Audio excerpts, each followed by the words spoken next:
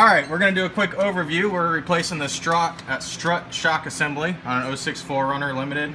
Any of the comparable front ends should be the same, whether it's two-wheel or four-wheel for the strut and shock. I personally had a 05 four-wheel drive and the front was the same. So a couple things to accomplish this.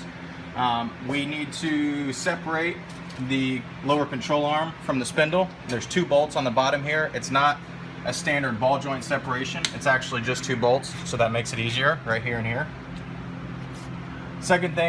Next thing we need to do is loosen the actual control arm itself. So now keep in mind, when you do this, you're going to change your alignment. So you will need to get, from other reasons as well, but you need to get in alignment immediately after doing this. So we're going to loosen this nut here and either this nut or this bolt here to give some flexibility.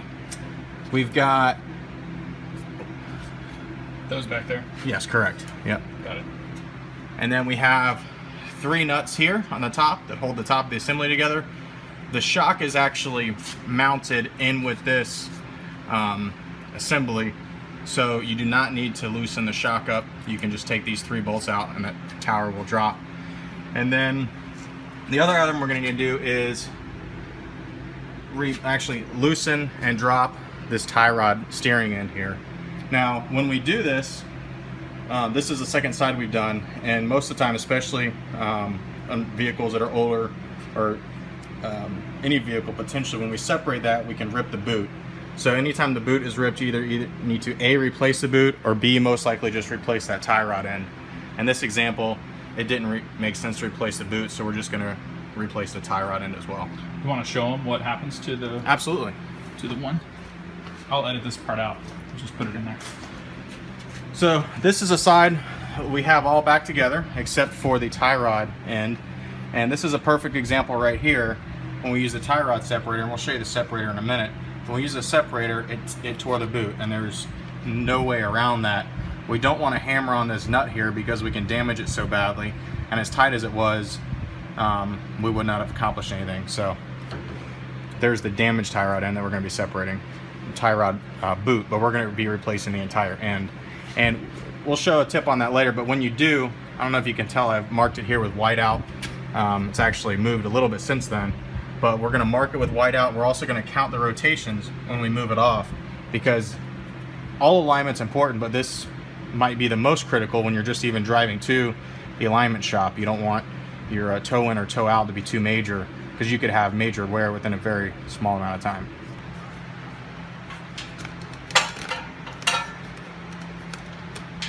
So now you're loosening the two lower bolts on the spindle to separate the upper and lower control arm? We're separating the lower control arm from the spindle, exactly. So on this, we don't actually have to separate the ball joint. This is a little different application, but for what we're doing, it's much easier since we don't have to separate the ball joint. So those were pretty tight. If I had to run an estimate, they're probably around 125 foot-pounds. Don't take that for exact, but that's just a rough feel.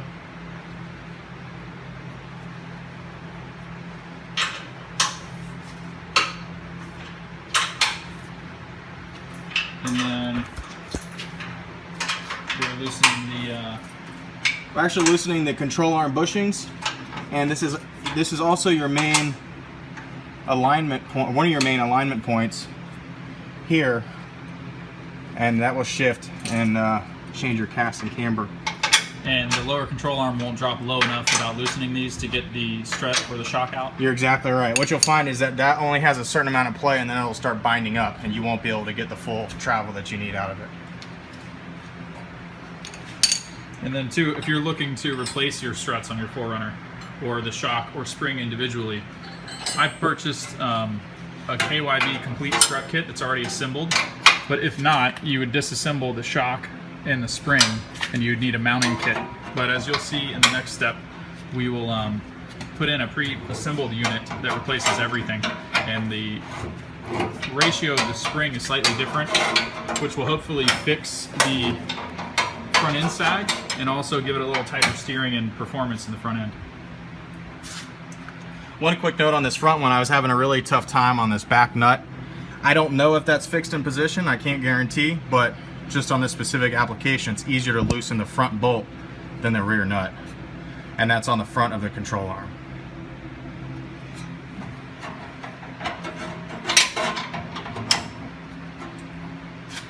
That would help if I went the right way. Righty tighty, lefty loosey. Yeah, you gotta remind yourself that every now and then. It's only been about 10 years, right? Yeah, it's been a few years. And folks, you'll see me using a wrench here a lot. One thing I want to pay attention to is we're using 6-point wrenches on all this, especially for these really tight bolts. That has 6 points on it. 1, 2, 3, 4, 5, 6. That will fit the exact size of the nut or bolt head versus a 12-point. The 12 points have 12 points and it can easily round. It is more difficult to find the 6 points, but I highly recommend it ahead of time, especially for a project like this. Some of those control arm bolts that were stuck on there, instead of rounding them off, you have a better chance of absolutely not messing them up. Most likely it would have just rounded those nuts off. It would have jumped on it, but not with the 6-point.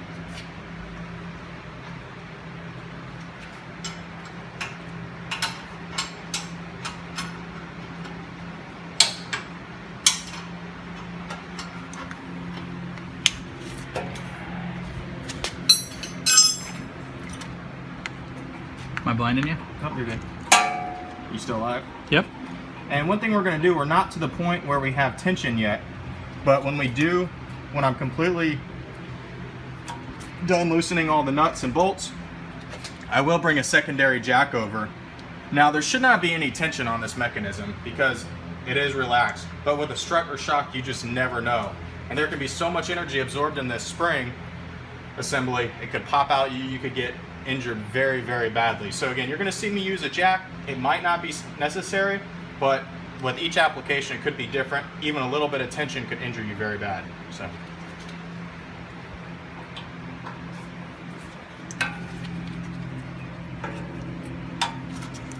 What are you doing now? we're just taking this cotter pin out here on the tie rod end. So you got to take the tie rod end loose in order for the lower control arm to drop low enough? Exactly, that's another part of it. So the best thing to use when you're taking a cotter pin out are just these side cutters. A couple different names for them. I think the technical name is side cutter. Common name is dike. I cannot tell you why that's the case, but it's over time it's become a name for them. So we call this a crown nut. So they tighten that as much as possible, and then a cotter pin is put in there. So worst case, if it does happen to loosen, it will not completely turn off the nut and leave you without steering capabilities.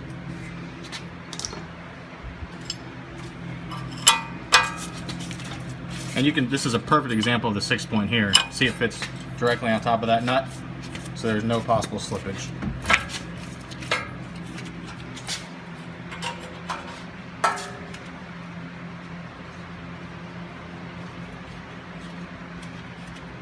All right, we're at the point we're going to separate the tie rod end, and we have a tie rod separator here. A ball joint separator is very similar depending on the application. It might be bigger, or if you have a small car, it might be the same size.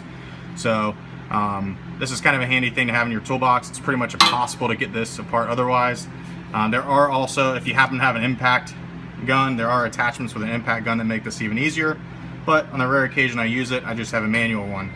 Now it will take a lot of force to separate this tie rod end, and another part of that you'll see is, as we discussed, it's going to most likely rip that boot. So the next step, we're actually going to turn the wheel so we have enough room. You want me to do that now? Yeah. If it's loose, I can. No, I took the key out, I think.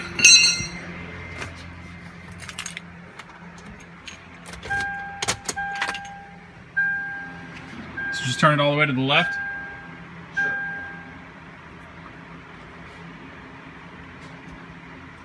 Good? Yeah, perfect.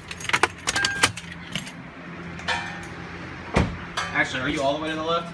Yeah. I apologize. Let's turn it back so we're not completely extended. Just like within normal range? Yeah. I'll tell you one. Okay, that's good. Why do you do that? You just don't want it overextended? Yeah, if I hit it just maybe not right, or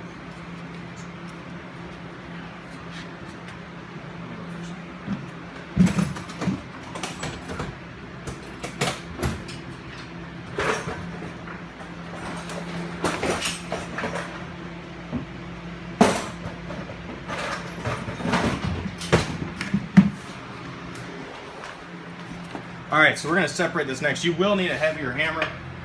Every now and then you can get away with a small standard claw or a ball peen, but most of the time you're gonna need a heavier hammer. If you have two people, you can also, worst case, use a sludge. Just be very careful, and then more importantly, you wanna be careful what you're hammering around. What we did was you actually turned the assembly to where we can get a straight hit on it without possibly damaging the fender. So we're gonna give this some wax and see if we can get it separated here.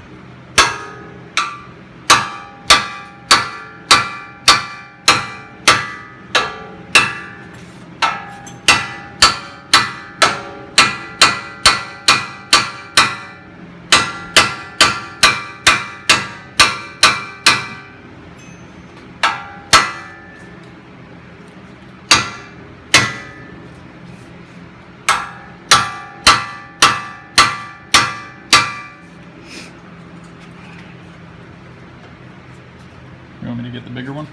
Nah.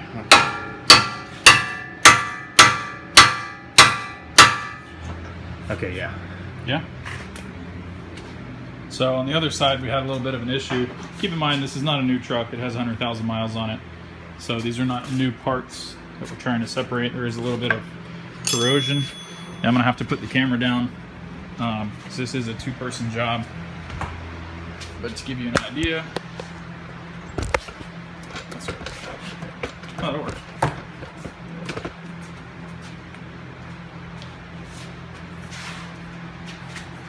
Left-handed.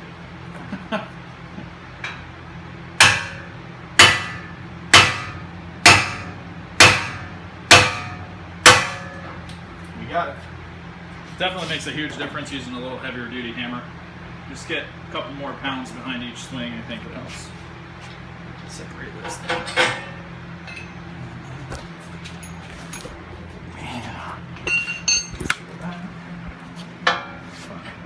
Can you grab that flashlight behind you? It's on your left.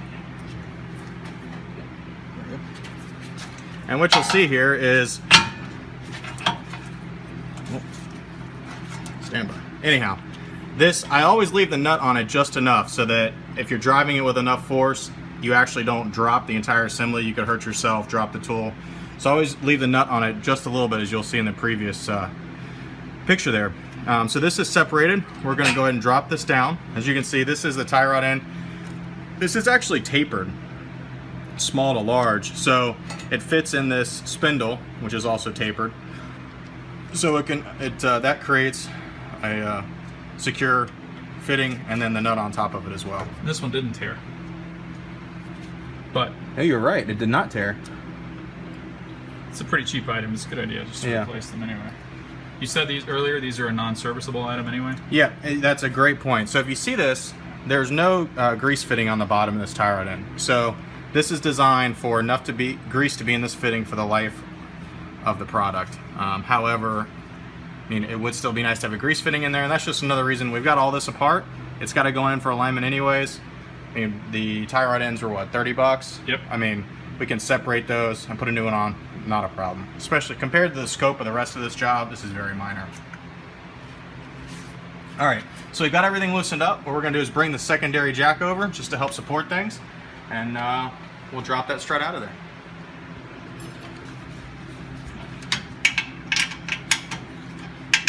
Oh, one item I missed here. I thought we had everything loose, so I was just double checking this bolt for the bottom of the strut assembly was still loose, so we'll go ahead and loosen that. Or I'm sorry, it's still tight, so we'll go ahead and loosen that puppy up. So that's loose. Control arm bushing bolts are loose. The two bolts that connect the lower control arm to the spindle are loose. And actually these guys aren't loose yet. I'm glad I double checked myself. And this is a 14 millimeter. You might be able to get a socket on it up here, but the wrench to me works just as well.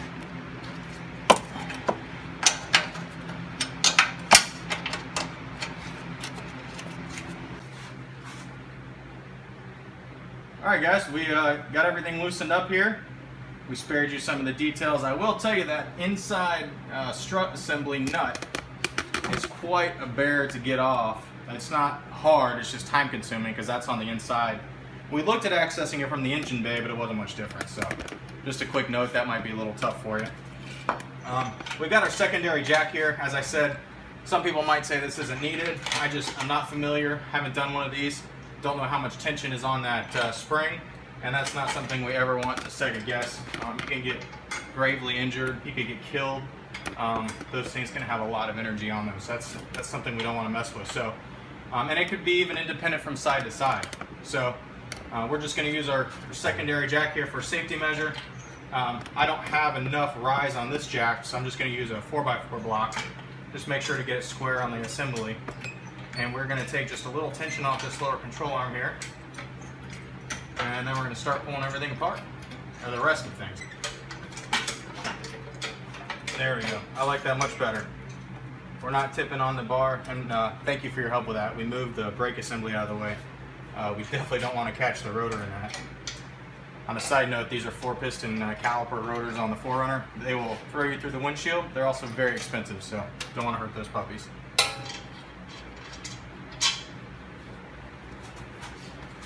All right, we're going to start with, I'm going to go ahead and take our bolts out here so we're completely free. When I lower this, I had them loose, but I'm going to go ahead and take them out now.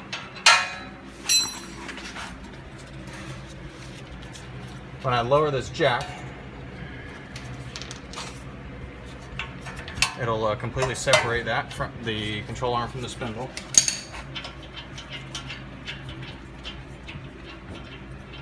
One trick that I always find helpful is if you're taking off a bolt reverse, it's just think righty-tighty, lefty-loosey, so you're going to reverse it. So if your bolt is upside down or behind you, if you want to loosen it, turn it to the right. If you want to tighten it, go to the left. So I don't know why, it just always helps me out a lot. And we're going to give this a little tap. It's moving, but one thing we don't want to do is damage this bolt. One thing I always do too, if I'm tapping on a bolt, I'm going to take it all the way to the ends, or the bolt and the nut. Sorry, I'm going to take the nut all the way to the end of the bolt, because I don't want to damage the threads. And worst case, if I do get just a little bit of damage on those threads, when I take the nut off, it'll clean it up. I mean, we don't want to go extreme with that. It's just a secondary precaution. But not a lot of tension on this guy. It's coming out pretty good for us. So you wouldn't want to beat on it and make it flange out the end of the bolt? Exactly. And I'm going to go ahead and take that off because we got as far as we can with the nut, and my goal will be to reduce the tension on this and then try and take it out by hand, or B, use the punch. I'm going to have a little punch that I'll use as well. Want me to get it? Nah, we're not there yet. Let's see. Alright, I'm going to go ahead and completely take these nuts off the top. There's 3, 1, 2, 1 on the back. I already took the one off the back. I just like to kind of keep everything on there loose just until we're ready to roll. So what we're going to do is I'm going to try and hammer out the rest of this bolt here. I've got a small punch.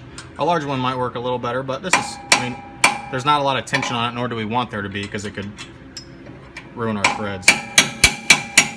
That's coming out pretty easy right there. Alright, so you can see once we cleared that, that's the shock there. Start releasing some pressure, so we're going to try and even that out. We're going to try and lower the control arm here with the jack.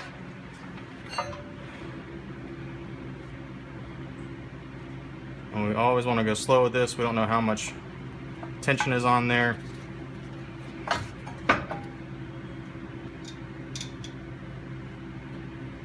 Alright, if you can see up top, it's actually starting to drop that out. So what we've done is that's a good sign that we've successfully removed all the tension off this assembly. So if there was still tension in there, this would not be loosening up.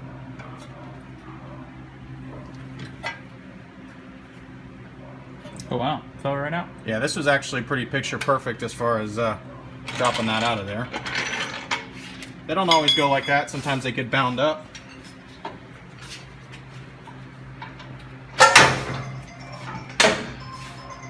And that control arm dropped right the smack out. That doesn't always happen like that. It's because we loosened them up first? Yeah.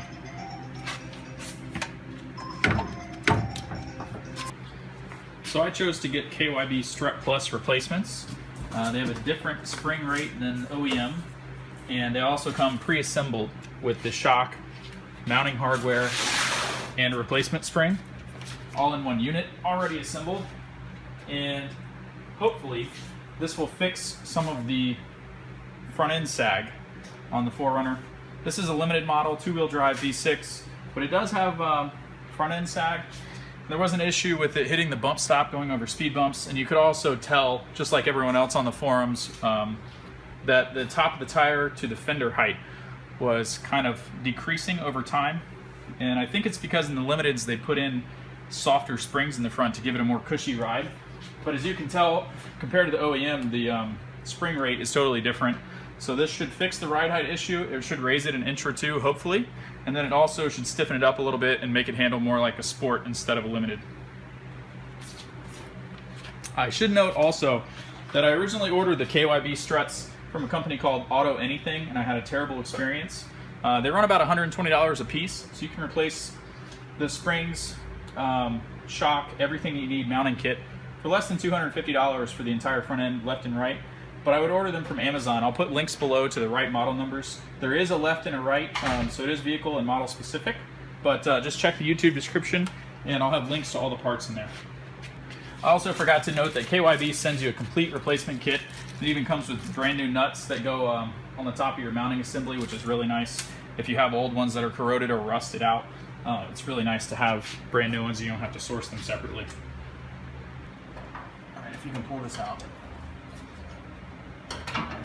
That is actually a big help. You can just keep that like that.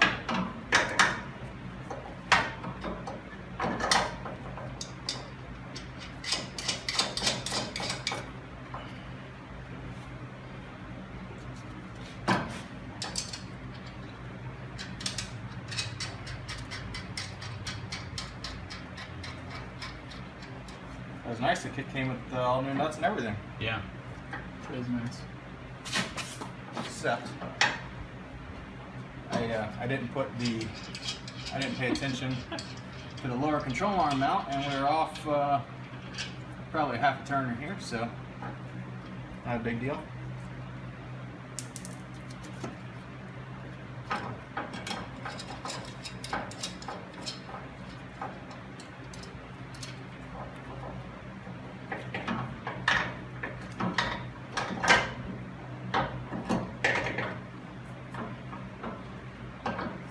There we go.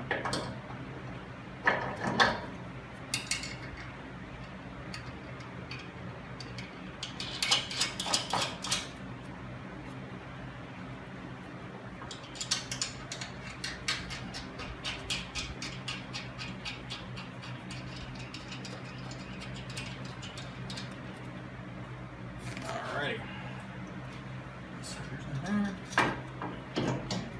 Yeah, alright, well we got the new assembly in there.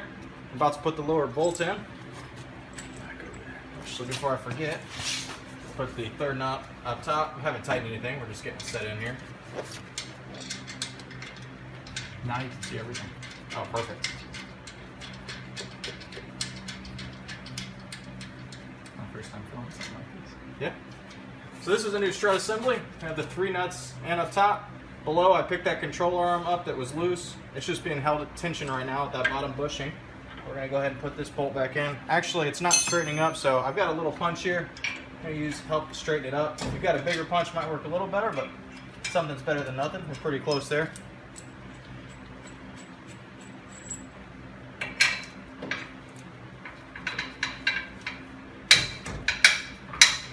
We're gonna give it a couple little love taps. Again, we just want to go really light. You know, do you mind turning that? There you go, perfect.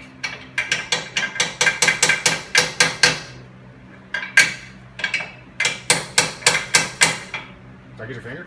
Okay. So we are not square with that hole yet. And we just dropped the control arm. You want the jack?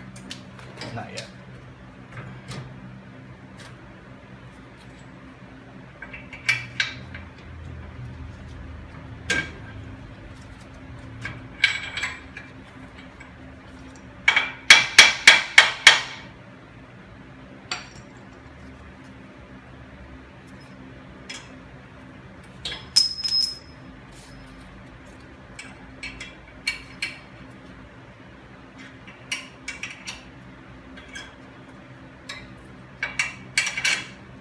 All right, we're doing good.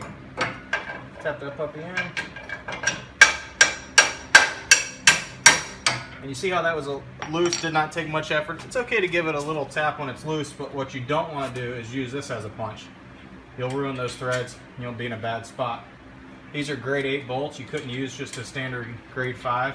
These have to have extra torque on them as a suspension, so it might be tough trying to replace that bolt. Complete side item, I never wear gloves. Today was the first day I wore gloves. I think it's worked out pretty well. Hands get a little sweaty, but nice change for your hands not to be completely gross. For those of you that care out there. All right, we're gonna go ahead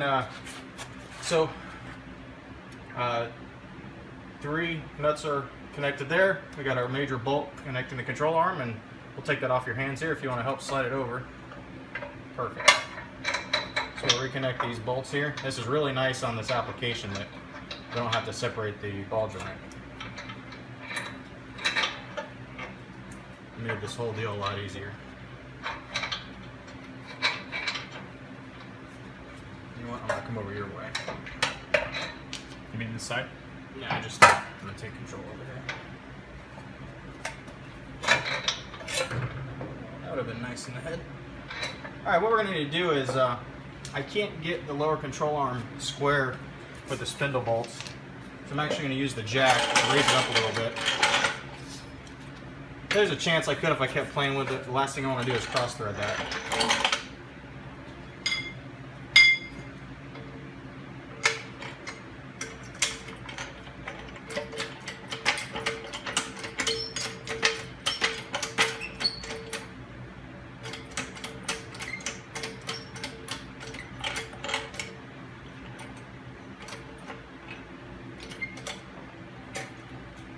All right, just a little tension, help bring it up there.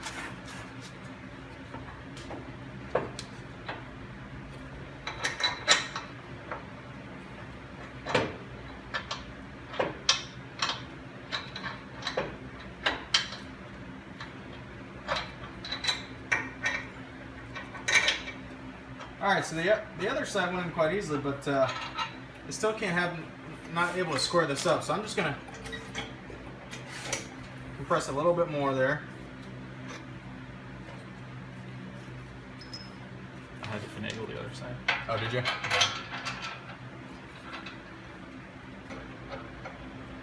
Talk about how if you rotate one side or the other, it'll hit the bump stop or not the bump stop, but you can use that to your advantage to tighten the bolts.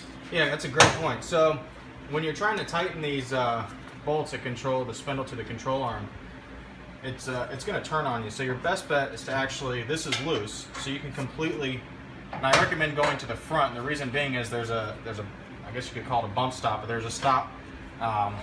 Actually, I apologize, can't go to the front on this. We're going to go to the back and use the spindle against the control arm to help tighten it up.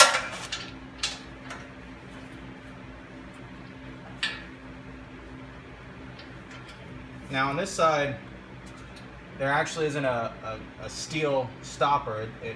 The caliper runs up against the control arm. On the front, there is a steel stopper. So we're going to snug them up with that. We're actually going to wait to completely tighten them until we get the steering linkage hooked back up. It'd probably be okay. I just don't want to crack that aluminum caliper.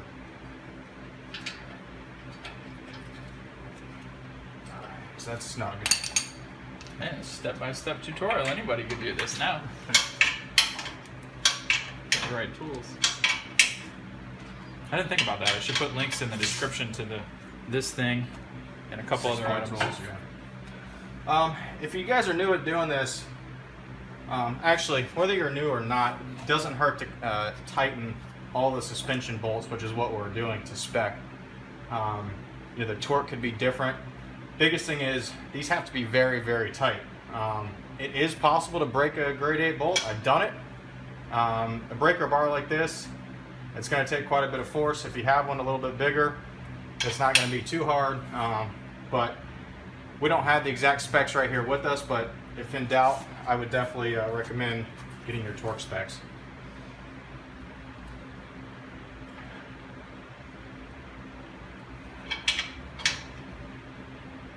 Curious about the ride height. too.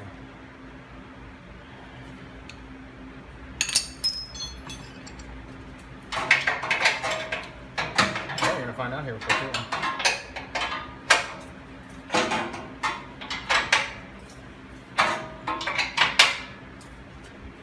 We're just retightening the lower control arm bushings. And just as a reminder, I know we've said it probably 45 times, but you're going to have to get another alignment done. We've loosened up the alignment points.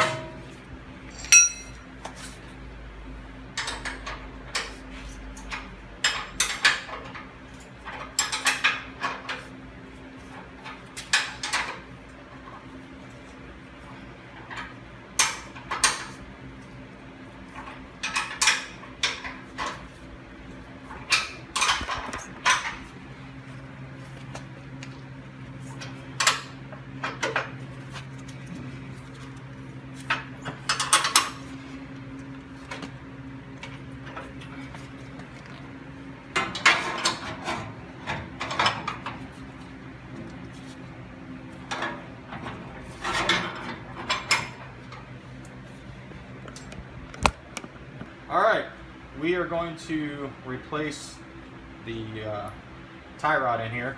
On the other side, when we separated it, we may have mentioned it earlier in the video with the separator, this guy. Most of the time you run the risk of, well, you always run the risk, but most of the time it tears this boot. And what you don't want to do is have a torn boot. You're going to go down the road, dirt's going to get in there, debris is going to get in there, and this is a moving joint. Additionally, it's not serviceable, so you can't put any new grease in there. If you have that moving joint with dirt, over time you're going to erode the metal parts, so you cannot have a torn boot. So we replaced the one on the other side, and we're going to replace this side. We're going to show you how to do it. This is a major alignment point. It controls your toe in and your toe out. So we're going to take two precautions to get it as close as possible, and this is just to get it to the alignment shop. This is by no means acceptable to continue driving it this way. So the first thing we're going to do, just take a can of whiteout, a little jar. I like the whiteout, it's liquid. You can also use chalk, it might not be as fine, but some type of major color item. And you can see, as best possible, I drew a little line on there. Now we have three main components to this. We actually have the tie rod itself, we have the tightening nut, the tie rod end, the tightening nut, and then the tie rod piece that comes out of the rack. So what we're going to do is we're going to loosen this nut here, the tie rod nut, to the piece that comes out of the rack. Now, the nut I do not have a metric size big enough for, and I very rarely do this. On some occasions, if it's something that doesn't have a lot of major torque to it, I will use an adjustable wrench. The other side it worked flawlessly. I'm hoping it works the same on this side. So I'm going to actually grab the piece coming out of the rack, and I'm going to grab this. And these adjustable wrenches, when using them for automotive parts, they typically work well with just a quick burst of energy. And that's all we're trying to do, is crack this nut open. It's tightening it. No? No. I don't think so. So the other side, it loosened pretty quickly, but I probably shouldn't have said anything. It's gotta go that way. Oh, you know what? And it's actually operator error. Thank you, Matthew. You're exactly right. I was tightening it. We're gonna edit that part out. Be the blooper segment. So, quick burst here.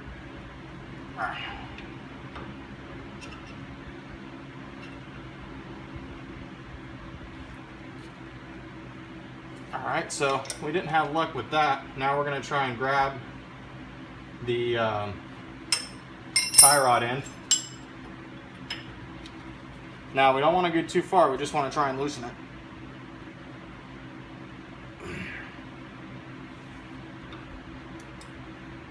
Ooh, this bad boy doesn't want to come off. There we go. Alright, so we're loose. And the reason why I said we didn't want to go too far is we're going to try and keep this line as close as possible. You can see with loosening that nut and actually just taking the tension off, moved it by, say, 1/16 of an inch or so. So next step we're going to do is we're going to actually count the rotations of removing this tie rod end. That is by far the best estimate of getting it to the same exact place. I would suggest lining up the tie rod ends, make sure they're the same length. Most of the time you're going to find that they are. However, if they weren't, the counting the rotation would not work. And just to overemphasize, this is not acceptable to keep driving the vehicle. You just want to do this to get it to the alignment shop as close as possible.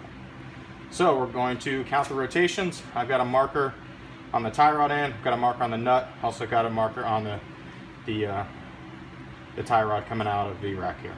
So 1, 2, 3, 4, 5, 6, 7, 8, 9, 10, 11, 12, 13, 14, 15. So we're about 15 and a half? About that. Okay, so the other side was about 16. And it came off with the bolt in the upward position, the top position. It did here? Yeah. Okay. So if you start it, or you were saying earlier, if you start it close to that same position when the threads catch. Thank you for keeping that. Always helps to have a second set of eyes, especially when you're doing that. Especially me, I feel like I can't remember it. So you'll see why we couldn't get that nut off. It is rusted, corroded pretty bad to that tie rod in there. The other one we could get loose. This one we can't. We are going to, because I want to get as close as possible for the alignment shop, we're actually not going to work at loosening this. We bought a can of PB blaster for both sides. This stuff works great, especially for loosening up something that sees like that. So just if you soak it with PB blaster maybe 10-15 minutes before you do it, it will seep through the threads and most of the time release. I'm going back and forth on this, but in efforts of trying to keep the alignment as close as possible, I'm not going to actually loosen this nut up because I think we could cause more harm. We'll let the alignment shop do that. What we will do is put a little dab of grease in there, so this rotates on easily, and then we'll get up there in that rusty area there. Actually, you know what we're going to do? We're going to do a hybrid. So we're going to go ahead and soak this puppy a little bit, so just in case the alignment shop might not have to torque too hard on these guys. And this PV sprays, it's got quite a bit of pressure, so I'd recommend having a little guard. It's gonna drip, and this stuff stinks in my opinion, so.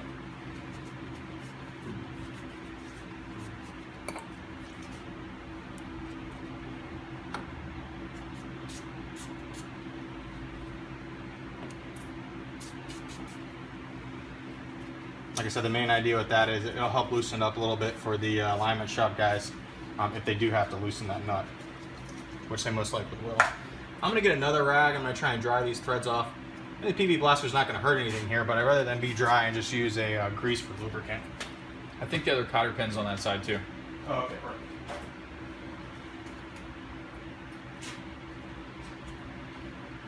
perfect. You bring up a good point with the cotter pins. Never want to reuse one of these suckers. They're cheap, very cheap. So on a tie rod end or a major component, a lot of times they'll come with it. But what I'm doing here is I'm just loosening the, I'm just drying off the threads where the tie rod end is going to go back on. And we might even see if we can loosen that nut in a few minutes. Alright, you can use any grease. I've got a grease gun handy, so I'm just going to put a little bit on there. Nothing overkill. Just make it easier. And actually, you'd asked earlier why we did it. I didn't have a great answer for you at the time, but another reason why I put some grease on there, the grease is going to cover those threads. It's also, since we're going to grease from the bottom and not the top, it's going to work up the thread. So eventually there'll be a little grease to that adjusting nut, and it might prevent corrosion and seizing next time this comes apart. So what we're going to do is we're going to install the new tie rod in. Just a quick note on these tie rod ends. This came bare metal. We had some painter's tape, a little can of black spray paint, nothing fancy. So I went ahead and painted them. If you don't paint them, that is going to rust severely. So some people might not care about it, but you know, it's going to deteriorate the part maybe over time. So an extra 10 minutes, we got a part that looks good and it won't rust. Well, it'll minimize the chance of it. So where are we at there? 15, 15 and a half? 15 and a half, almost to the top position. So in both. This nut didn't move, so basically we're going to go to the nut, but you can never count on that because the idea for that nut is to be loose, and you want to take this to the alignment point and then use that tightening nut to actually secure it. So we're going to start counting.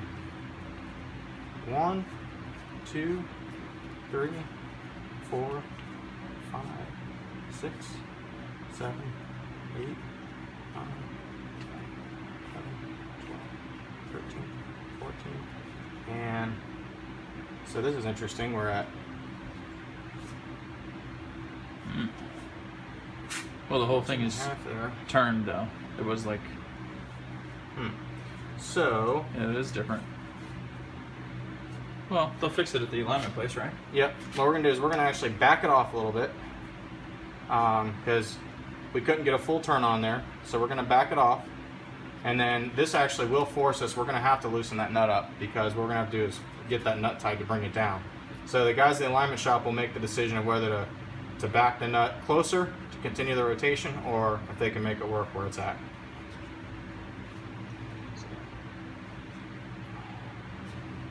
Go ahead and install this back.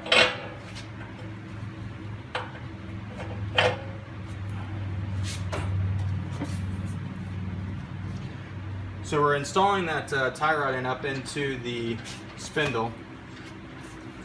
Not sure. We'll take an end shot for you guys so you can see what it looks like. It's a crown nut. Now another trick is we are going to tighten this, but we're not going to necessarily torque it. Oh, thank you, we have a new nut.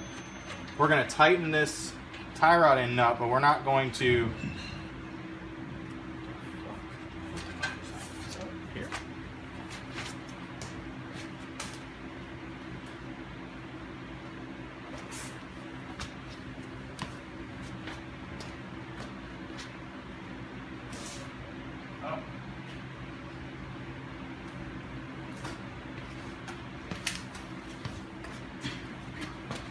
All right, so we're installing this tie rod in. A trick here is we're going to tighten this, but we're not necessarily going to torque it down as if it were the final use. Or the final torque. We're going to let the alignment shop guys do that. Now this comes with a little feel.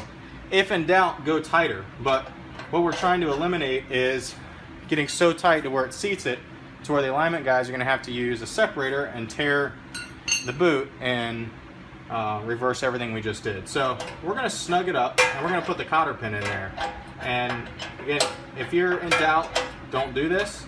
It takes a little bit of feel, but if it's snug and the cotter pin's in there, that should not come apart. But that's not something that I ever recommend if you're not comfortable with it. So we're going to snug it up, put the cotter pin in, and not overly torque it, so the guys at the alignment shop can do that in efforts of not having to use the separator and tear our new boot.